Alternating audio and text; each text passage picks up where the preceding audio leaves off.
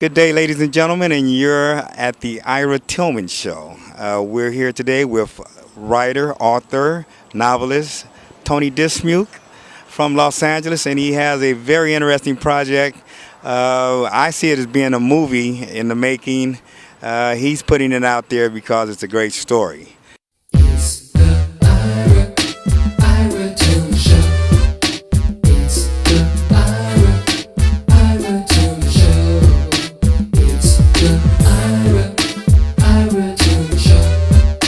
It's the Ira Tillman Show. Who's that man? Ira Tillman Show. Who's that man? The Ira Tillman Show. Do the best you can. Ira Tillman Show. It's the Ira Tillman Show. Ira Tillman Show. Tony, how you doing? I'm good today, and just glad to be here. Anytime I'm able to express, and talk about a project that I'm working on, it's always a good thing. So, Your latest project is called Game 7. Now, I'm a sports nut, and I know what Game 7 is. That's pretty much the last game of a championship series if you're talking baseball or basketball. This book is sports related. I've read through it. I've heard some positive feedback for it, but tell us the premise of the book. well, actually, the game 7 in this is the pressure. You got Detective Paul Wells and his partner Marcus Stone, who are in pursuit of a serial killer, who is using an NBA basketball player's stats, his points, his rebounds, assists, and his steals as his plot points for his murders. And the basketball player that he's using the stats from just so happens to be the guy that ended his career. So this is kind of a vindictive type piece, the revenge piece, kind of. Not so much. It's actually more about competition. I mean, in the story, you'll find that these gentlemen competed against each other since childhood, and it's like anyone else. I mean, you had a rival when you were in high school. You had somebody that you competed against on the job. You had somebody that, when it comes to women, that you were trying to, garner more attention from. And we as writers, we're always competing against the next writer to see if we can surpass, their level.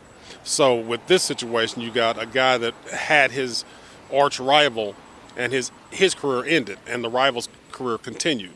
So what ends up happening is that love for the competition reemerges in this gentleman, and they have unfinished business. So he takes the spirit of competition to a deadlier level, in other words. Yes, And okay, now your detectives in this book, is this an ongoing, continuing character? You're going to base other books on this detective piece? Yes. Well, Paul Wells and Marcus Stone are very, interesting characters in their own right. I mean, I'm into having a black hero, and so Paul Wells is. I mean, my name's Tony Dismuke. My father's name is Paul. My mother's maiden name is Wells. That's Wells. That's where Paul Wells comes from. So they're the opposite of Tony Dismuke. So my goal with Paul is to take Paul on many other adventurous kind of unusual case. He's a forensic specialist for the FBI. So his specialty is actually serial killers.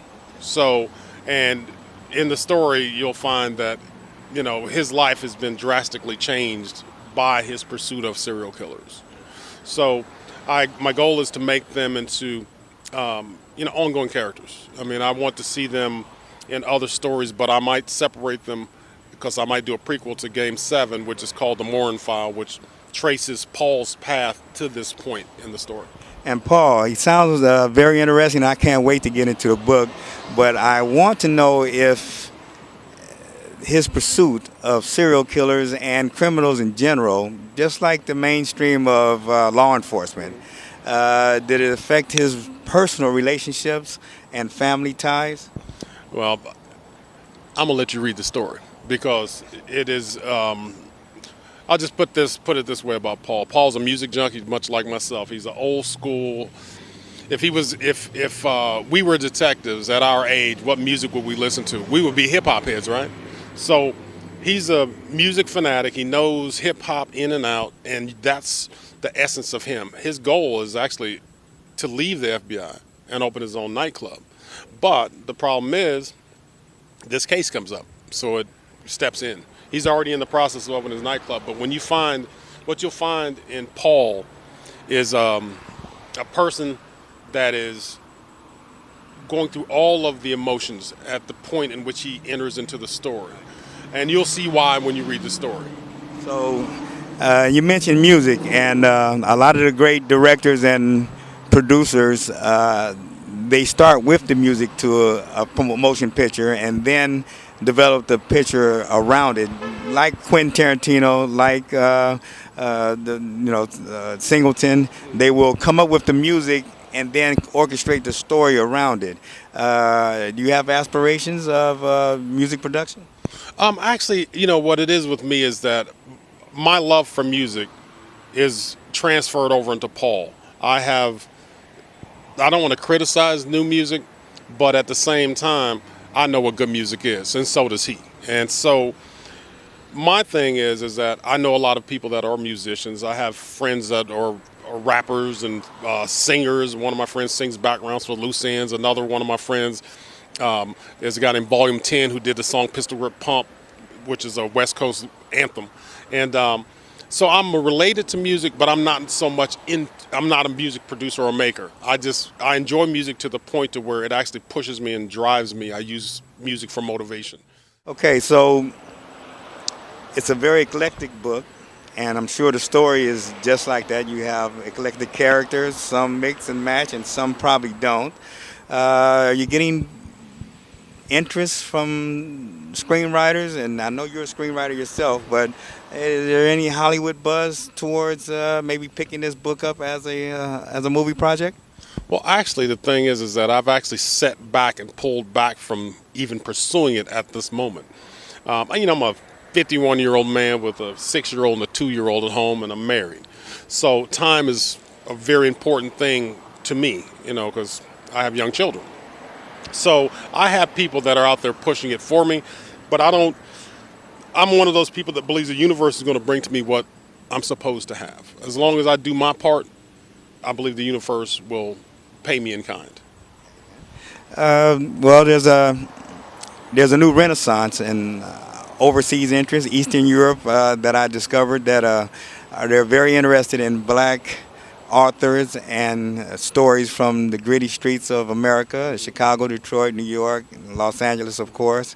You think that may be an avenue for you? It's starting to open up, and they actually like the black hip-hop grittiness in Eastern Europe. We're talking Russia and Ukraine and Poland, the old Czechoslovakia, which is Ukraine, but that avenue is open up where you may be more famous overseas before you become a payable product here in the United States.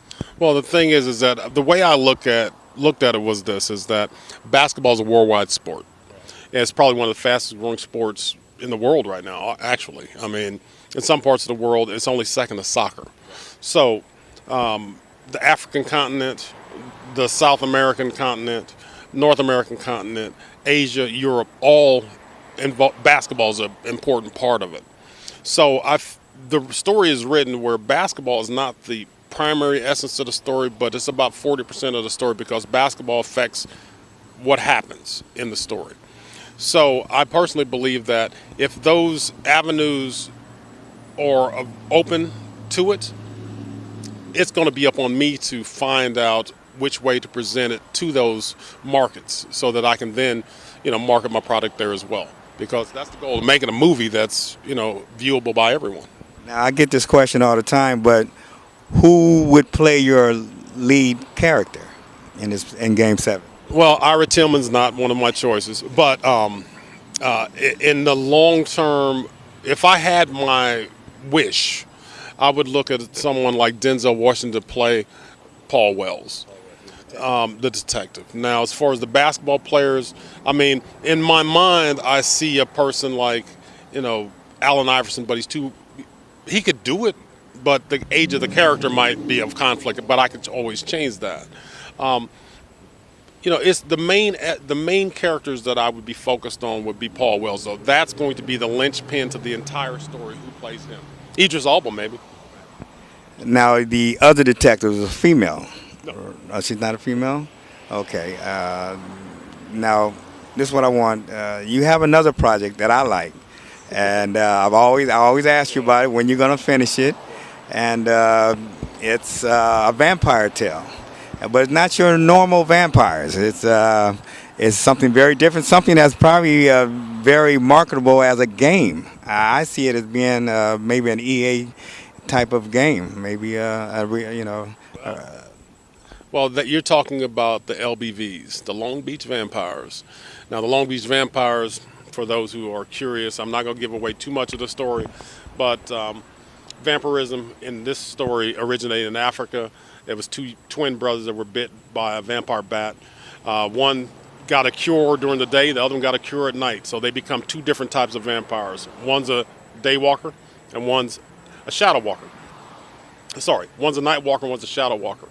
Now, the night walker can't be in the sun. The shadow walker can be in the sun, only in shadow, though. Now, a day walker and a night walker produce a child who becomes the one. And the one has the blood to cure all vampires of vampirism. And this kid's been hidden for 3,000 years all over the world. So his history traces similar to like a Game of Thrones type of character.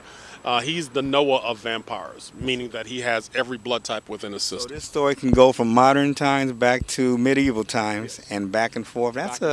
That's something different. They haven't done that. They've done Game of Thrones, and they've done, of course, the modern vampires, but they haven't had a tale that went back and forth yet. Not that I've seen. Well, picture Game of Thrones and Power mixed together. Yeah, take that and put in a bowl and mix it up, and you'll have the Long Beach Vampires. Well, it's been nice being with you today. I love the story. I'm getting Game 7 right now, so you're not leaving until I get my copy. Got it, bro. And shoot, I'll tell you what, when the vampire tale comes, make sure that we get you again on the Ira Tillman show. More than glad to do it. More than glad to do it. You're a good man. If you haven't looked at Ira's work, I suggest that you do. I've looked at it. I've read through it. Slap Me, and now I'm blanking on the name because I'm thinking about my book. But Super Thieves. I personally think that these both are great books for reading. He was inspirational to me, and hopefully my book will be inspirational to him. When I met Ira, he was doing something that I was 10 steps behind him on. He was doing a book signing, and I had never done one of those, and I was curious.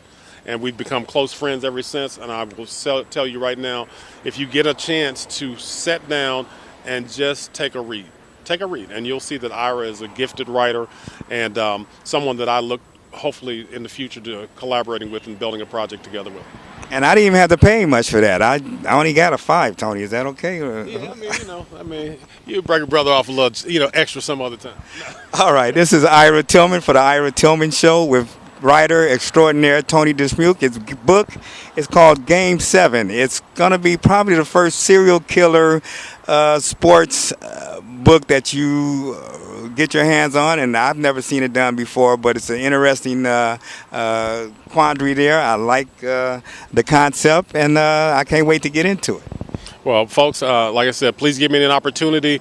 I'm not arrogant enough to say that I'm the greatest writer in the world, but I will say this, that if you give it an opportunity, you won't be disappointed. I promise you. Okay, Tony, now the book is available on Amazon.com, Barnes & Nobles. Be on Barnes & Noble. It's not up yet on Barnes & Noble. It'll be up shortly. You'll also be able to get it at Game7thebook.com. You'll also be able to go to Brandon Stone Publishing and get the book as well. So, and we're going to open up some other avenues as well where you can actually go out and pick up the book. Repeat the email address.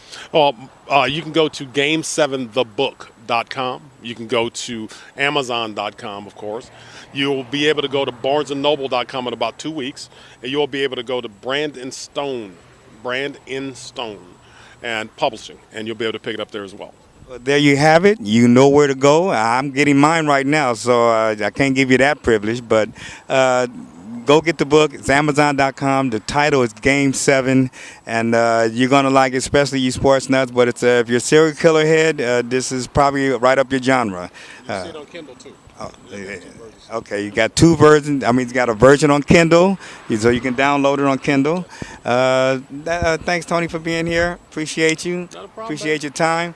That's Game 7, Tony Dismuke. Look it up on Amazon. It's right there, Game 7.